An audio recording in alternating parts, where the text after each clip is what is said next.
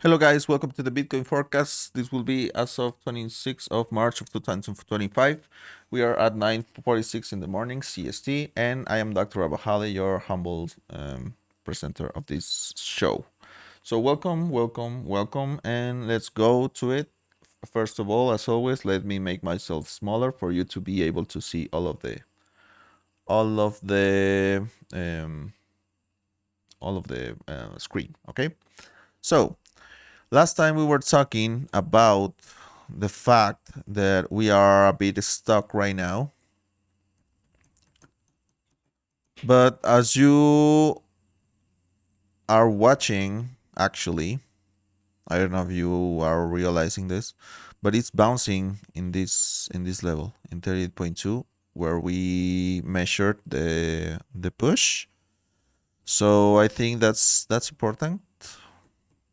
It's interesting because we can see that we have some similarities on this level, between this level and the level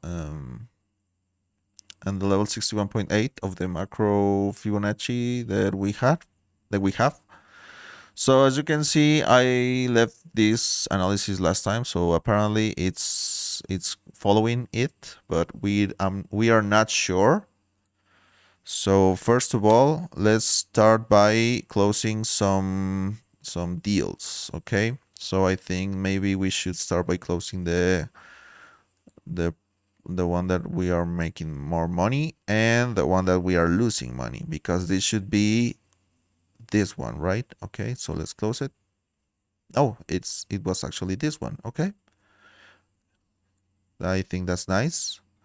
And maybe we should be looking to buy, maybe, or to sell again. No, we should continue to be selling because we're actually following the downtrend of the daily. Because even though it looks like it could be a change of trend, as you can see here under all of the lines, let me deactivate it for you to be able to not lose what is happening here. So actually we can delete this. This one is not useful anymore, so let's take it out. This triangle, not useful anymore. And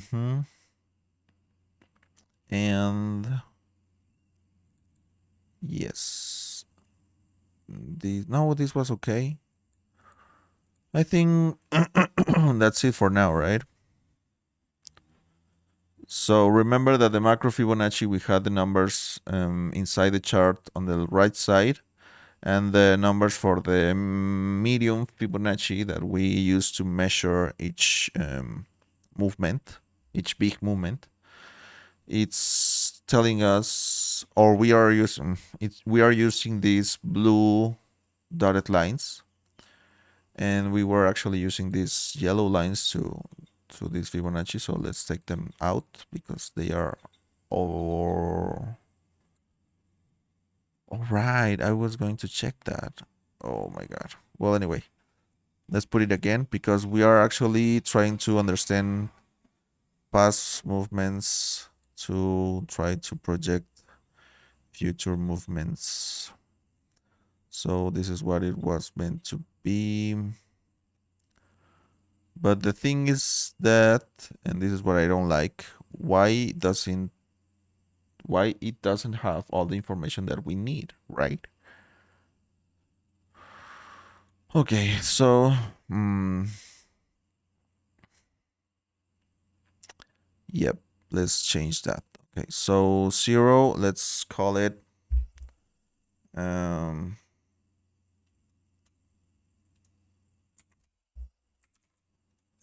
3, and let's put the 0%.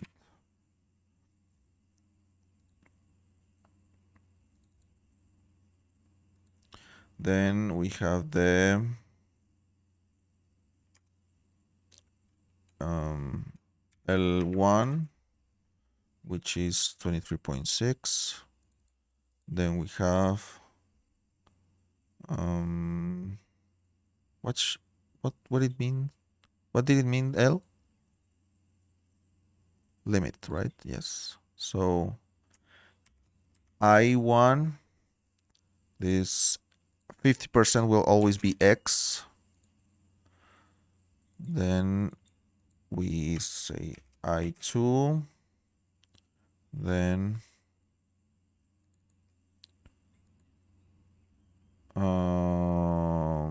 this is Y, right? Yes, but we need to write the percent, right? Okay. Yes, yes.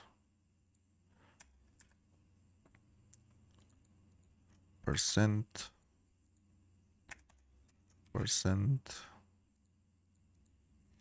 And this should be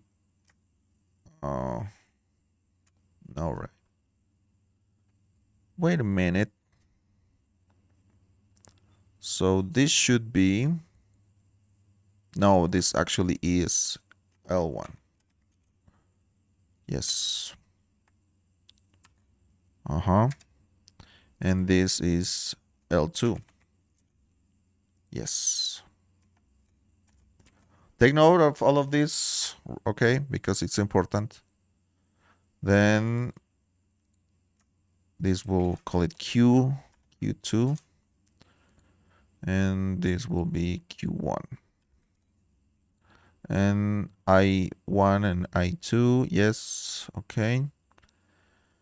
And then I don't think this is useful, so let's write the ones that we are using actually. That would be that this is useless. So let's change it to 138.2. No. No. That's more like it. Okay. So we have that this is GP1, which is minus 30.2%, and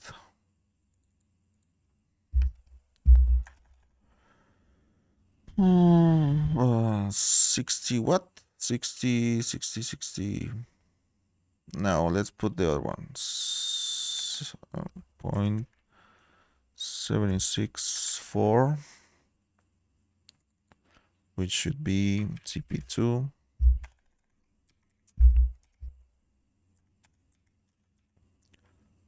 minus 76.4%.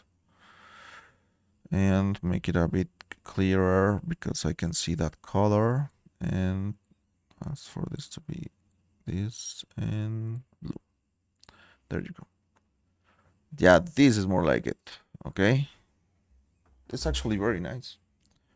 So we can take this because this is the one that now it's useless. And we say goodbye, my friend. Goodbye, my lover. Goodbye, my friend. You've been the one for me. So this is the new one. And no, actually, we are measuring this movement, right? And this other movement.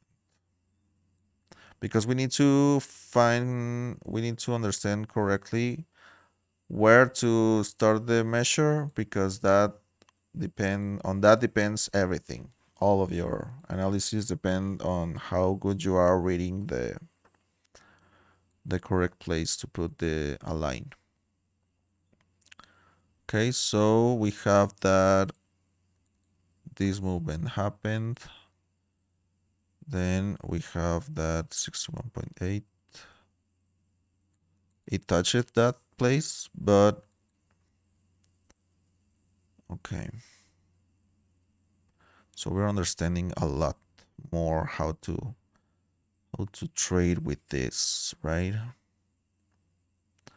So After that, okay, no, we need not that many, not that much space. So let's change it,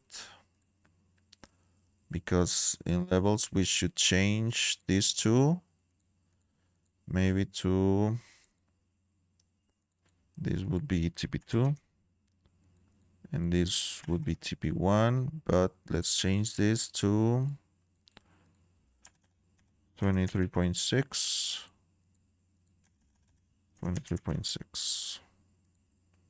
There you go.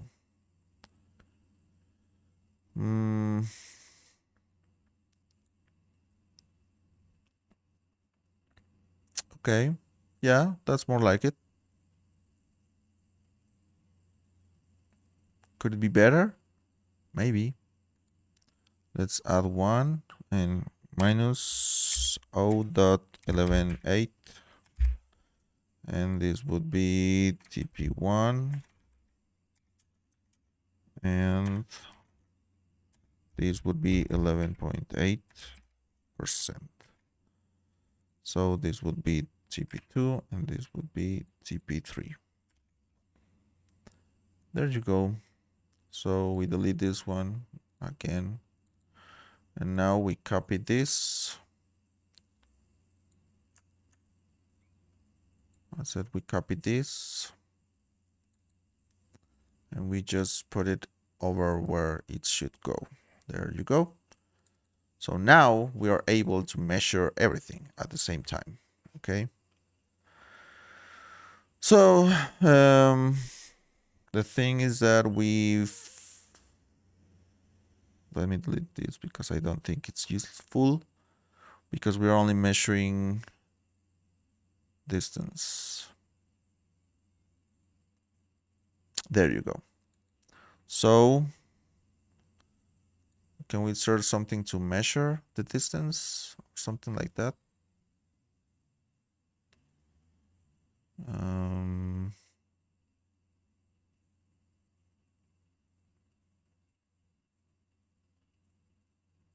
All right.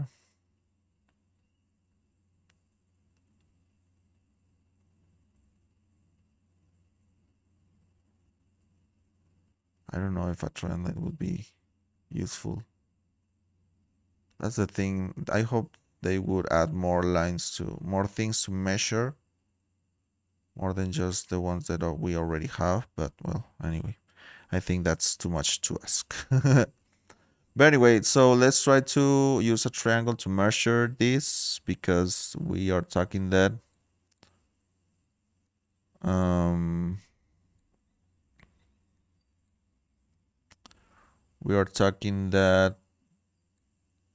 this is the amount that we are considering, right? Which connects exactly with the fact that we have two levels and it broke them down. Okay, so remember that first of all we are measuring this push. Oh my god, sorry. We are measuring this push. Then after measuring this push, we are using this data to understand this push. And then after that, we are measuring this push to understand what it could be doing on the next one. Okay, so that's why we are doing this. And remember that if you have any questions, you're more than welcome to ask me. Okay, so thank you guys for being here, and we'll be seeing each other on the next one. Bye bye bye. Da, da, da, ba, ba, da, ba, bam. Bye bye. Bye bye.